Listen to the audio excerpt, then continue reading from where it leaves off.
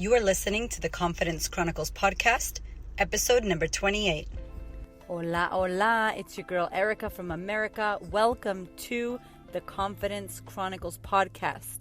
This podcast is all about helping you stand in who you are. Stop giving a fuck what people think about you. Start reclaiming your confidence. Start standing in your fully expressed self.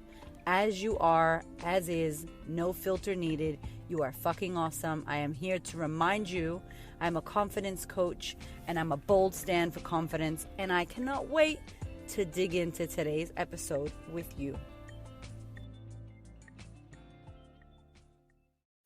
My darling, welcome back. We're here again. We chatting. You're back. I'm pumped. As always, so honored and blessed and excited that you are giving me your time. Thank you. I know y'all are busy out there. Believe me, I get it. So thank you for listening and for being here.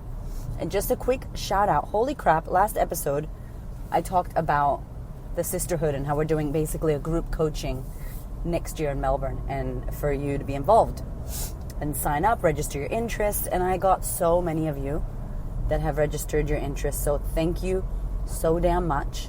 The early bird offer is happening in the next week, because I will publish this like probably the 10th of November, something like that. So it's going to happen. It's going to come to you on an email, and you're going to get first dibs before general public. And I cannot freaking wait, because some of y'all I know from events, some of y'all I know from Instagram, and I'm excited to hang with you. So thank you so much for that. Big love. And big love to the reviews I've been getting on Apple Podcast. I don't think you can review the podcast on Spotify. I heard that a lot of you have found the podcast by just researching confidence in Spotify, which is an amazing place to listen to podcasts. But I don't think they let you review. So if you're on Apple iTunes, please feel free to review. Thank you so much. All right, y'all. We're gonna get into it today. I am redonkulous, as always, excited to talk to you because, God, I have 75,000 podcasts in my head. And it's hilarious because actually, I don't know if you use Evernote, but I use Evernote a lot. And I write everything down. And I get little notes and little ideas. And I'm like, shit, there's too many that I want to do. And I need more time. And I know that we all have the same 24 hours as Beyonce.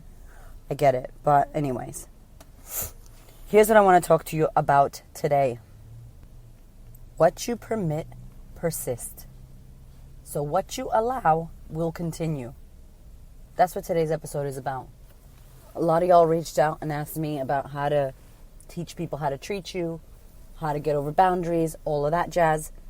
And really, in a nutshell, if you are allowing people to step on you, and you are allowing people to treat you bad, and you are staying in shitty-ass relationships where there is no respect, and people treat you like crap, and, some of y'all hit me up on Instagram telling me about your partners and how assholes and how they don't clean the house, they don't do shit, they expect you to do everything, they don't help you with the kids. And I'm like, yo, I would be out of that motherfucking relationship in a hot minute.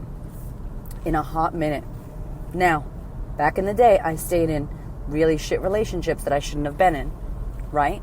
So I get why we're staying. But what I want to do, if I can give you a little love shake, a little loving bitch slap from here to you, and let you know that people will continue to treat you the way you allow them to.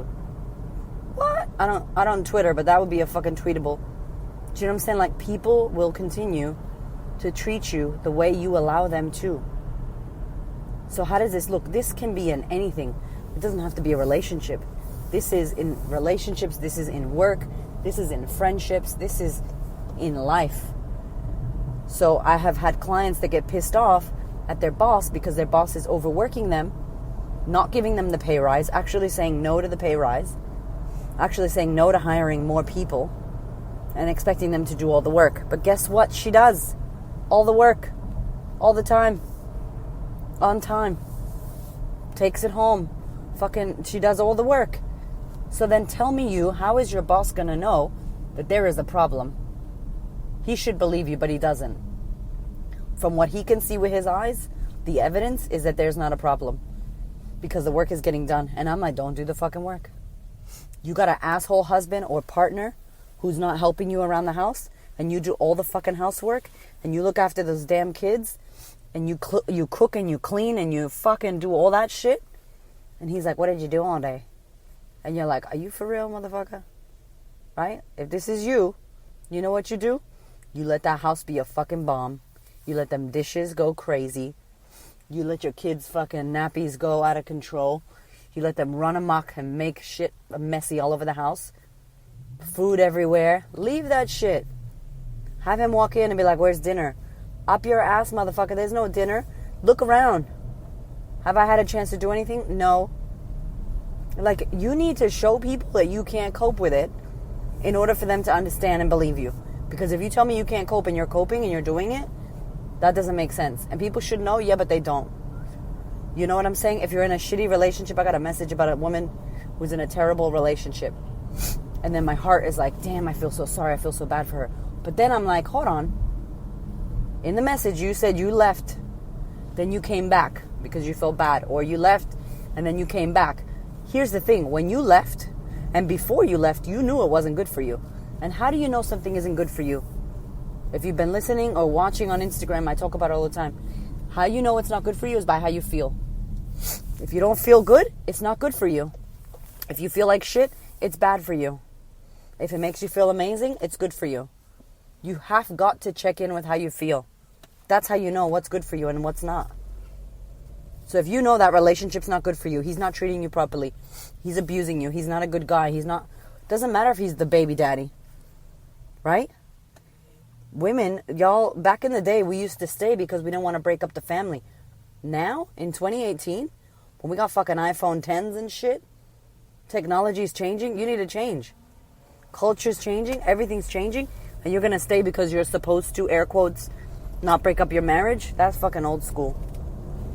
And guess who's suffering there? You and the kids. Because if you stay in a relationship where you're not getting treated the way you need to be treated, your kids get to watch that. They will either model that behavior or they will go against that behavior. Who knows? It's fucking potluck. You don't know. It's up in the air. They could turn into the similar thing or they could go against it. And I'm like, why? Why be in a relationship where you're not happy? End it. And listen, it's easier said than done. We teach people how to treat us by what we accept. What you allow will continue. What you permit persists. All of that. If you're a leader and you allow people on your team to get away with fucking murder, don't bitch and moan about them in the fucking cafeteria because you're letting them do it. Because you want to be the nice leader. You don't want to be mean and piss anyone off. Right? If your kids are taking advantage of you and taking all your money and they don't understand boundaries, you're giving it to them. If your boss is an asshole, you're allowing that. I'm sorry. You guys, you have to understand this is you. And you have a choice. It is not an easy choice. None of the shit that I talk about on the podcast is easy. I still got this damn wheeze. Anyway, it's not easy, right? But guess what? It's your life. It's a little bit worth it, isn't it? Like a lot of bit worth it. If you're going to allow these people to continue the behavior that you're not happy with and you don't like, and you're not going to say anything, how is it going to stop? You have to stop it. Consider life is giving you a lesson, and it's hard, but you got to take the lesson. And if you don't take it, life gives you the lesson again. Right? I dated 2 different guys when I moved to Australia. Same motherfucking guy, different face, different name. Same dude. Right? They say, you know, faces change, energy stays the same. The same lesson. So you have to teach people how to treat you. It is hard. It is uncomfortable. You know, I did a podcast about difficult conversations. It's something like that. It's not easy when you've been taking it for so long to then go, you know what? I've had it. I'm done. I don't want to do this anymore. But that is what it takes. People go, they should know that I don't want to go out. They should know they should know that I let them borrow money and they should pay me back. How are they going to know that? It's common sense. Remember? It's common sense. You know the saying, it's not very common. Exactly. Right? So, you have to teach them. You have to say to them, hey, this is not okay. That relationship, when I first moved to Australia, I was in a relationship with this guy that I met in Las Vegas. Woohoo, yeah. Skype love. And he was amazing on Skype. And then when I moved here, he was verbally abusive. He was not nice. He didn't talk to me like the love of his life. talk to me like a fucking employee and not a nice employee, right? And I was like, nah, this isn't cool. And I put up with it for way too long. And then when I finally was like, I'm out. See you, buddy. I'm out of here. Like, you can't talk to me like that. I'm done. And I ended it. And I was in the middle of Australia all by myself, all sad, you know, but it worked out, right? But it would have been my problem if I would have stayed in that relationship, not his. He's being who he is. Maya Angelou says, when people show you who they are, believe them. Maya Angelou, what? You're the best. Rest in peace, girl. It's true, y'all. So how do you stop that? How do you stop, Erica? Good question. You go up to that person. You take your responsibility and say, listen, I have been allowing this and in the background resenting you and resenting this situation. And I actually need to end this right now. I actually need to blah, blah, blah. Insert your thing here. This is not a one specific. This is not for mothers. This is not for businesses. This is not just for relationship. This is in everything you do. We have boundaries and shit that me and my husband have created that when we're at our in-laws, and I love my mother-in-law. Holy crap, she's amazing. She's the best person. She's amazing. But there are things that we don't agree with for our kids in regards to church and baptizing and that. And there are things that you're not going to agree with people. And so we have our thing. And we like, no, this is this. Okay, cool. Okay, now that, you know, with girlfriends, I don't want to go to that. Sorry. We're going to go on holidays with friends of ours. You know, we're going on holidays, a vacation with friends of ours. And if they want to do stuff we don't want to do, we're just going to be like, no, we're going to stay home. We're on holiday, we're on vacation, we're going to chill. I'm sure we're all going to want to do the same thing. But if we don't, it's in our place to say, no, we don't want to do that. Okay, cool. It's in your place to defend yourself when you need to. It's in your place to tell people how you want to be treated. Right? And people go, oh, no, but I don't want to be mean. I don't want to be a bitch. I don't want to be. You need to be, honey. Because if not, you're going to be that or you're going to be a doormat. How's the doormat shit working out for you? Not good. Right? So you need to unteach them. You need to go, hey, I did that for a long time. Let me show you. Let me reintroduce myself. I like this now, and I do it this way, and this is what I expect. Cool? Thanks. And if you feel funny about it, this is a little technique that I learned with one of my coaches. If you feel funny about it, you could say what you need to say, and then you literally turn to the side and walk. Like you break your energy from that person, so that if you said what you needed to say and you're done and you don't want to go back and forth playing ping pong, and I'll tell you about ping pong. I'll tell you about ping pong after this because this is fucking hilarious.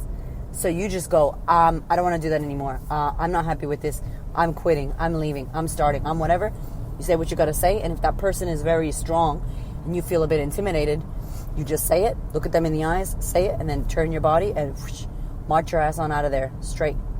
Like quick. Because if you stay there, here's where the ping pong comes in. Let's say you're about to break up with your man because it's not a good relationship. And you're like, yo, I can't do this anymore. I'm done. Peace out. I'm out. And then you just walk away. If you don't walk away, then he comes at you with, yeah, but you love me. Yeah, but it's your fault too. Then you come back. So he's hitting you the ball. It's fucking tennis. He's hitting you the ball. You get the ball. And then you go, no, because you said that. Ta. And then you hit it. And he goes, nah, because da da da da. Ta. And then back and forth. Boom. Boom. Fucking ta ta ta ta ta. You're both playing ping pongs with motherfuckers. When you know at the end of the day, you don't even want to be in that game anymore. So you just put that fucking racket down, literally, and walk the fuck away. If you don't hit the ball back, if you don't play with that shit back and forth drama, that's what that is. That's that drama triangle I talked about in one of the episodes in the beginning. Sorry, I'm not organized. Right? Like, if you don't hit that ball back, there's no game. But if you go back and forth, and this is why you're not asserting your boundaries. You're not teaching them how to treat you. You're getting wrapped up in the drama. And at the end of the day, the goal is you want to say, I'm done here, or I finished this, or that's it for me. You want to stand up for yourself. So watch that. Don't get caught up in that drama back and forth. But let me tell you, you can reteach people how to treat you. It's not their fault. If someone said to me, if an ATM kept giving you hundreds, and you kept going to that same ATM and it was faulty, air quotes, but your ass knows that ATM is faulty, air quotes, you go and you get that money, that ATM's paying you, you're gonna be like, come on. Oh, this is my favorite ATM. Let's go there. You know? I mean, some of us know better. I wouldn't do that. You probably wouldn't do that. But you get the point. It's like, if you continuously are allowing this behavior to happen, you're not teaching the people that you don't like it. You got to tell them that you don't like it. You got to say, enough is enough. That's it. You have got to, y'all. And you don't have to do it in an asshole way. You just got to be straight up. And if you want to know how to do it, go on and check out the Difficult Conversations podcast, because that'll be helpful. I hope this is of service to you. Hope you can use this in your life and reteach people how to treat you. Re-get your fucking worth back up, because it's crazy some of the shit we're dealing with. Some of the women that come to my workshop and they don't tell their husbands what they're doing, and the husbands are sitting at home not doing shit. Fuck that. If my husband did that shit, man, that would never happen in my life, right? But I've worked on my stuff. I know my worth. And this could be a lack of worthiness, a lack of, there's nothing better out there. That's all bullshit thoughts that are not true. And if you do the work on them thoughts, you'll realize they're just fucking stories that are not true. Oh, they're going to hate me. That's not true. You don't know that. They may fucking respect you. You may inspire somebody by saying no. You may inspire somebody by teaching them how to treat you. They might go, shit, look at her. I need to do that too. Don't worry about that shit. Stand up for yourself, because if you keep putting up with that shit, what you continue to allow is going to continue in your life until you stop it. All right, y'all. I'm going to roll today. Watch out. Loving bitch slaps left, right, and center. I love you so damn much, and I really appreciate you. As always, thank you for listening. Please share this with a homegirl. If you know somebody who needs to hear it, I would love for this podcast to reach more women. I love you long time, and I'll see you soon. Thank you so much for listening. I so appreciate your time, your ears, your support, your love, your questions. Please connect. You can head over to Instagram at The Queen of Confidence or Facebook at The Queen of Confidence and hit me up. Or if you're not on Facebook or Instagram, email me, y'all. My email is erica@thequeenofconfidence.com. I cannot wait to hear from you. I thank you. I love you. This podcast is for you. Go out there and be great, y'all.